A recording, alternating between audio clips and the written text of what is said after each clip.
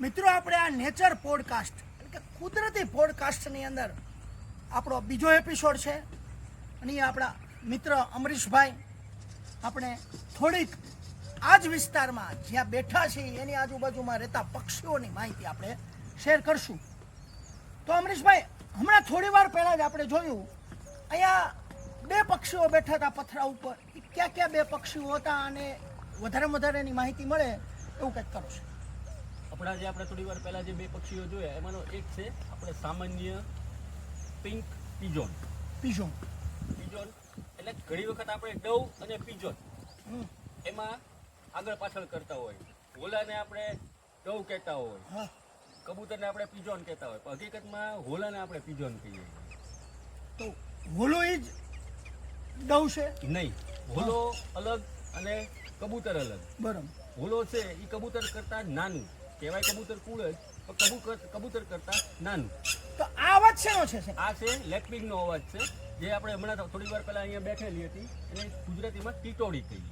સામાન્ય કુદરતની અંદર ગમે તે જગ્યાએ જાવ તો ટીટોડી તો જોવા મળે છે, પણ એમાં ટીટોડીમાં ખાસ કાંઈ એવા જુદા જુદા પ્રકાર ખરા?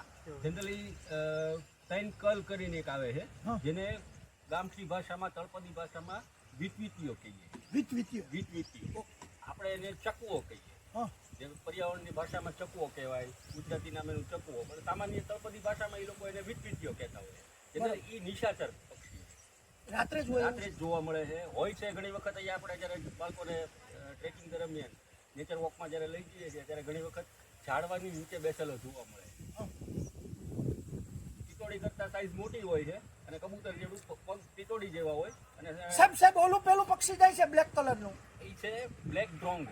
ગુજરાતીમાં એને કાળિયો પૂછે. અને સામાન્ય પોલીસની સામાન્ય કહીએ ને તો પક્ષીઓનો પોલીસ. પક્ષીનો પોલીસ આ પોલીસ પક્ષી જ કહેવાય. જ્યારે બે પક્ષીઓ ફાઇટ કરતા હોય ને ત્યારે ઇન્ટરફિયર કરીને ફાઇટને એક બાજુ કરાવે. એટલે આમ એક ભાષામાં બોલીએ કે ભાઈ પોલીસ જેવું કામ કરે. પોલીસ પક્ષી જ કહીએ છીએ જનરલી. સ્વભાવ એનો પોલીસ જેવો છે એટલે પોલીસ કેમ જનરલી કાળા કલર, કાળો કલર, લાંબી પૂંછ, ચકલીથી થોડું મોટું શરીર અને પૂંછડી વી શેપમાં ફાટે એ રીતે હોય છે. અત્યારે અમે બેઠા છીએ ન્યારી નદીનો કાંઠિયો છે, વાગુદર વાળા રોડ ઉપર છે, અને ત્યાં આપણે એમ કહીએ ભાઈ પક્ષીઓ જે દેખાય છે એની જ માત્ર વાત કરીએ છીએ. અમરીશભાઈ, અમે જોડે તાર ઉપર એક પક્ષી બેઠું છે, એ છે સાહેબ કાબર.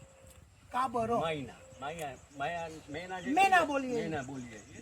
એ કાબર અત્યારે લુપ્ત થવાના આરે છે સિટીની અંદર. હવે સિટીની અંદર ઈ કાબર લુપ્ત થવા, કાબર 17 જાતના અવાજ કાઢી શકે. કેટલા અલગ અલગ પ્રકારના 17 જાતના અવાજ કાઢી શકે. અત્યારે કાબરમાં તે ગુજરાતમાં ખાસ કરીને સૌરાષ્ટ્રમાં 3 પ્રકારની કાબરો જોવા મળે છે. એમાં 2 પ્રકારની તો બહુ અમરીશભાઈ, ઓલી ટીટોડી રહી એની પાછળ પોલીસ દોડી રહી છે. પોલીસ દોડી રહી છે. એ શું કરે છે? કે ગુનામાં આવી ગયો છે. કારણ કે જો તમે એવું દ્રશ્ય આપણે જોયું કે ટીટોડીની પાછળ પોલીસ દોડી રહ્યો છે, એટલે કે ટીટોડી પક્ષી છે, પોલીસે પક્ષી છે, પણ એની પાછળ દોડી રહ્યો છો. આવું કુદરતમાં અત્યારે આમ કહેવાય કે ભાઈ નજરે ચડે છે. હવે અહીંયા એકાદો અવાજ એવો તમને સંભળાય અને એ પક્ષી આપણા માટે નવું હોય તો એની વાત કરો ને સાહેબ. એ અવાજ આ રહ્યું સાહેબ, આ પક્ષી કયું હશે? અમે જાય કોલર ડવ. હા, એટલે આપણે જે સ્પોટેડ ડવ આવે છે, કોલર ડવ આવે અને પિંક ડવ આવે.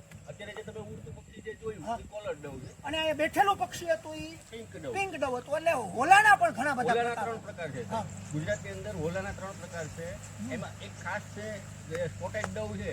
એ સૌરાષ્ટ્રમાં ફક્ત ને ફક્ત ગીર વિસ્તારમાં જોવા મળે છે. Spotted Dove. અને પિંક ડવ બોલે એટલે કે હોલો બોલે રેગ્યુલર આપણો કુદરતી હોલો છે.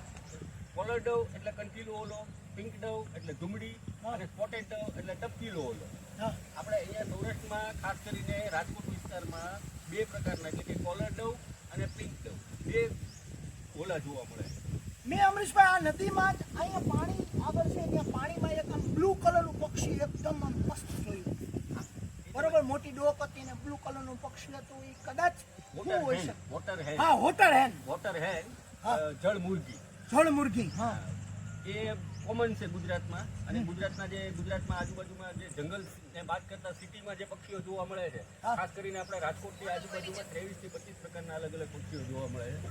એમાં ખાસ કરીને અત્યારે હવે માઇગ્રેટિંગ બર્ડો આવશે, હા જે બહારથી જે લોકો માઇગ્રેટ થઈ, હવે તેની સિચ્યુએશન પ્રમાણે સાહેબ જોઈએ ઘણી વખત તો અમુક પક્ષીઓ સ્ટે થઈ જાય, હા કે અમુક જળચર જળાશયો છે જેને વેટલેન્ડ પાઉન્ડ કહેવાય છે, એ વેટલેન્ડની અંદર સ્ટે થઈ ગયા. જેમ કે ફ્લેમિંગો છે, હા. તો અત્યારે અમુક વિસ્તારમાં તમે આજી જે ડેમની પાછળના વિસ્તારમાં જાઓ તો ફ્લેમિંગો છે કે એક સમય એવો હતો કે ફ્લેમિંગો શિયાળા દરમિયાન જ ગુજરાતમાં આવતા.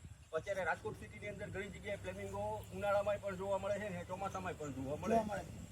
એનું કારણ પાણી સતત રહે પાણી છે. સતત કન્ટિન્યુ શરૂ, એટલે એનું નેટિવ જે છે એ થાય કરી. તો મિત્રો આજ આપણે આ નેચર પોડકાસ્ટની અંદર આપણો આ બીજો એપિસોડ છે અહીંયા ઊભો રાખીએ છીએ, અને બર્ડની અંદર ખાસ કરીને આપણે જે વિસ્તારમાં જઈએ એ વિસ્તારના બર્ડની વાત કરીએ તો આવતો પોડકાસ્ટ એટલે કે બર્ડનો પોડકાસ્ટ આપણે ન્યારી નદીના કાંઠે બેઠા બેઠા માત્ર ને માત્ર નદીમાં રહેતા પક્ષીઓની વાત કરશું એ આવતા પોડકાસ્ટની અંદર. તો મિત્રો ખાસ કરીને ચેનલ જોઈ અને એને સબસ્ક્રાઇબ કરવાનું ભૂલતા નહીં.